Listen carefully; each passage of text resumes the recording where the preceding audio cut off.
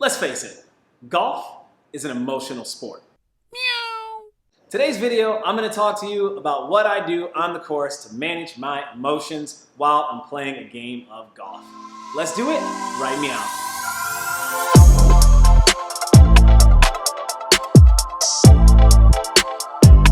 Thank you very much for tuning in to my YouTube channel. My name is Kenny. Some of you may know me as Kennie Kat. I am a competitive golfer, and this channel is dedicated to my journey on what it takes to become a better competitive golfer. All right, let's just jump straight into it. Whether or not you want to admit it, golf is extremely emotional. There's ups and downs, there's all sorts of expectations, and I don't care if you're as mean and as bad as Brooks Koepka or you're as happy-go-lucky as a Rory McIlroy. Golf is emotional, and it's going to get to all of us, and that's okay.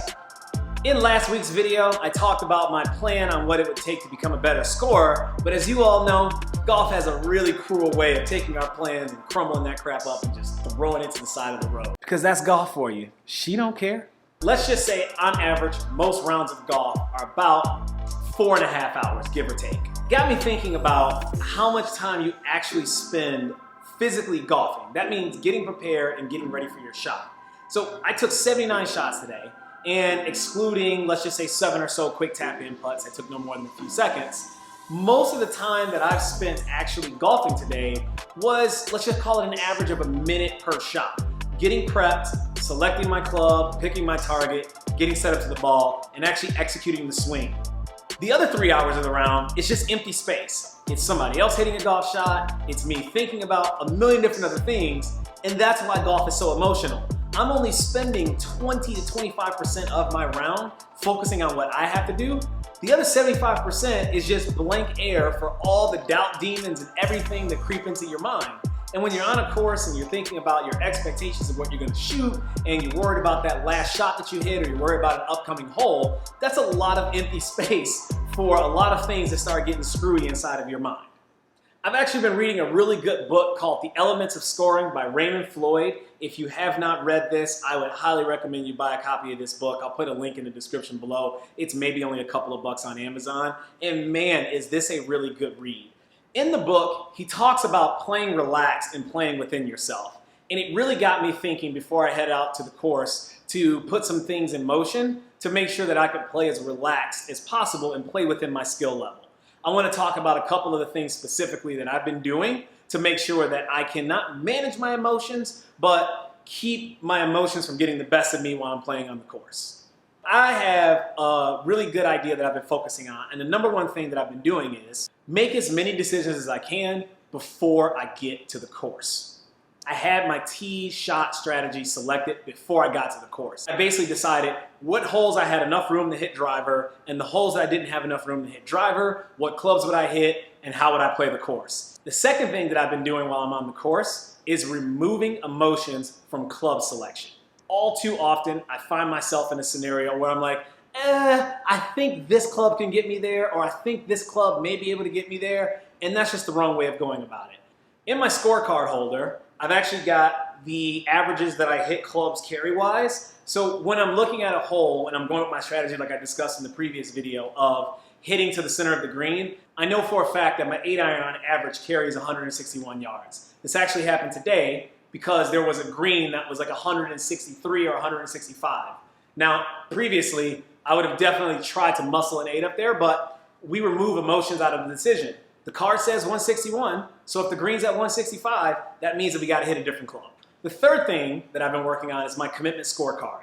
What is a commitment scorecard, you may ask? Commitment scorecard for me is simply me writing down on my scorecard a 1, 2, or 3 based off of my level of commitment to a shot. Am I committed to the club? Am I committed to the distance? And I committed to the shot and the shape. Like, do I see it? Do I visualize it? If those 3 things are true, then it's a full commitment. And what I'll do is I'll write a 3 in the card for full commitment, and I'll write a 2 if I only have 1 or 2 of those things committed, and then I'll write a 1 if there was basically no commitment. Your emotions are going to play a fact into your golf.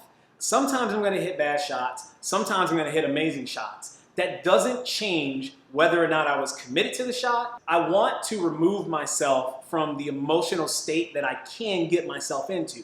If I did those three things and I stood above the ball with full commitment and hit it, then it really doesn't matter ultimately what the end result is. I'm just trying to make sure that I stay in a good mental state of mind and don't allow the fact of my emotions to overtake that. Let's take a look at some of the holes specifically, and I want to talk about some of the things that I did on those holes that really worked out, and also some of the areas where I think I could improve. Just want to interject here really quickly. If you do happen to like this content, I do release videos every single Friday at 10 a.m. Pacific Standard Time. Please do hit that subscribe button. And the best compliment you can pay me is a thumbs up. And hole 8 was a perfect example of choosing my tee shot strategy before I get to the course. I looked at this hole and I noticed that where those bunkers were was only about 35 to 40 yards between the edge of those bunkers to basically what was out of bounds right in that like ravine lake area. There just wasn't enough room for me to land most of my driver shots and most of my 3-wood shot. It was just one of those incidents where everybody in the group was hitting a driver. And of course it looks funny with me up there with a 4-iron, and everyone knows that I have the distance to hit it, but I just couldn't carry those bunkers. They were 277 yards. So I hit a 4-iron and it ended up working out. I parred the hole, gotta stay committed. Then on hole 9 was another decision of great commitment. I ended up hitting a driver. There was a little bit of a headwind into us and it came just a bit short and fell into the bunker.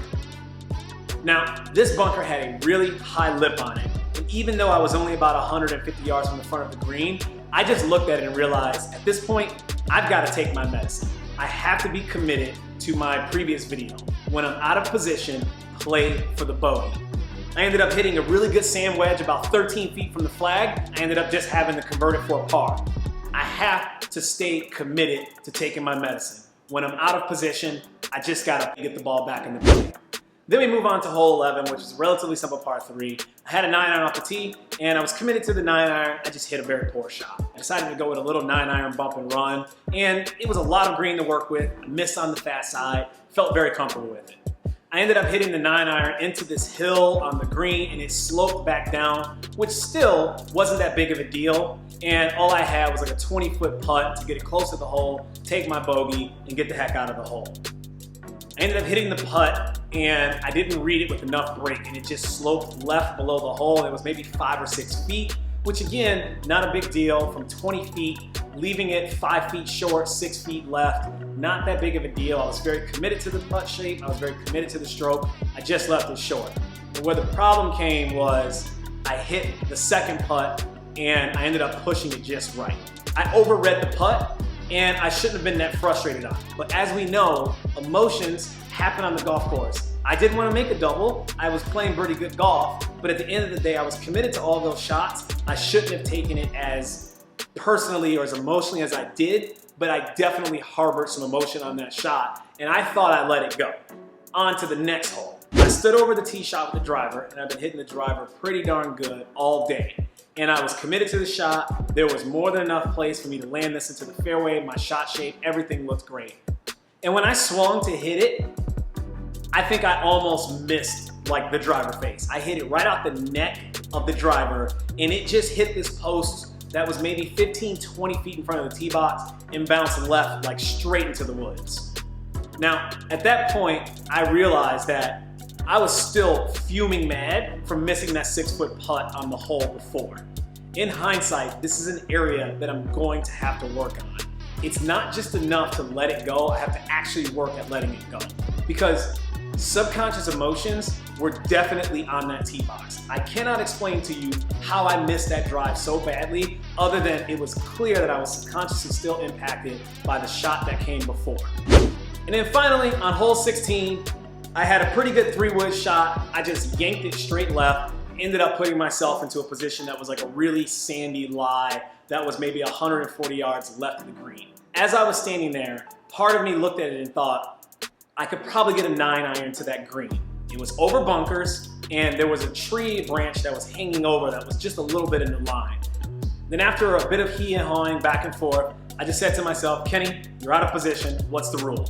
When we're out of position, take our medicine, give up on the hole, play for a bogey. So took a 7-iron, hit it with a nice little punch down to the front edge of the green. It rolled a little bit into the rough, ended up making a pretty good chip, and then was able to convert and save par.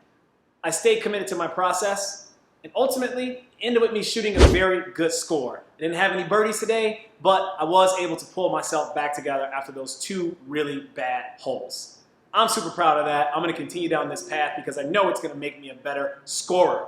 I'd love to hear from some of you all down that lens. How do you deal with your emotions on the golf course? What kind of thoughts do you think of when you're going through a normal round, and how do you deal with them? That's really kind of the stuff that makes you a better golfer and makes you a better scorer.